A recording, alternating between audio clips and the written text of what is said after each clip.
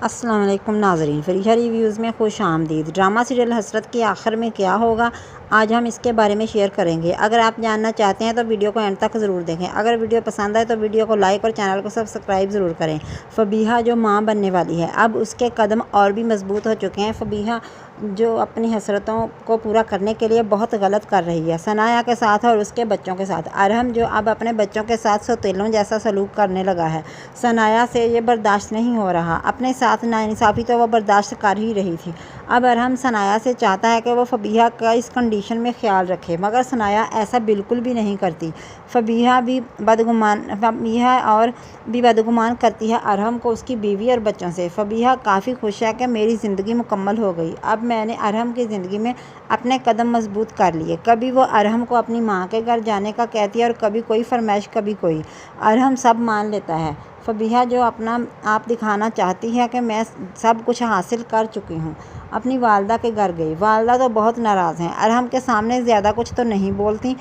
अब हो सकता है फ़रहीन उसे हमज़ा की प्रमोशन के बारे में भी बता दे और गाड़ी का भी। अब हो सकता है फ़रहीन और हमज़ा का रिश्ता भी तय हो जाए। फ़बीहा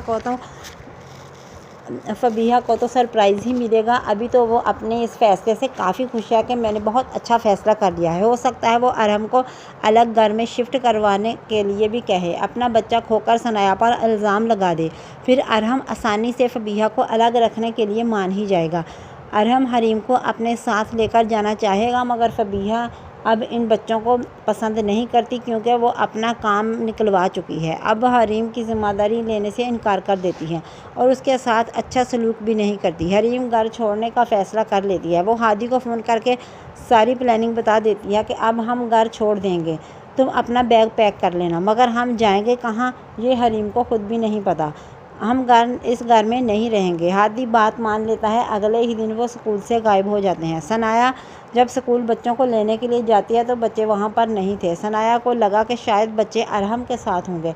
वो अरहम को फ़ोन करके पूछती है। अरहम समझा फ़बीहा ने पिक कर लिया होगा। वो फ़बीहा से पूछता है, तुमने बच्चों को स्कूल छोड़ा था, बच्चे वहाँ पर नहीं गए तो कहाँ गए? अब अरहम का चिल्लाना फ़बीहा से बर्दाश्त नहीं हो रहा। आप मुझ पर क्यों चिल्ला रहे हैं? अरहम कहता है, तो किस पर चिल्लाऊँ? बच्चे तुम्हारी ज़िम्मेदारी हैं, नहीं है मेरी ज़िम्मेदारी, वो अपनी माँ की ज़िम्मेदारी है। सनाया भी फ़बीहा के घर ही आ जाती है। अरहम से कहती है कि मुझे नहीं पता, मुझे अपने बच्चे चाहिए। अरहम कहता है कि वो मेरे भी बच्चे हैं, मैं उन्हें ही ढूंढने की कोशिश कर रहा हूँ। सनाया बहुत परेशान है। वो कहती है, फ़बीहा की वजह से हुआ है सब कुछ। पहले इसने तुम्हें मुझसे दूर किया, अब मेरे बच्चों को। तो फ़बीहा कहती है कि अपनी लापरवाही का इल्ज़ाम मुझे मत दें।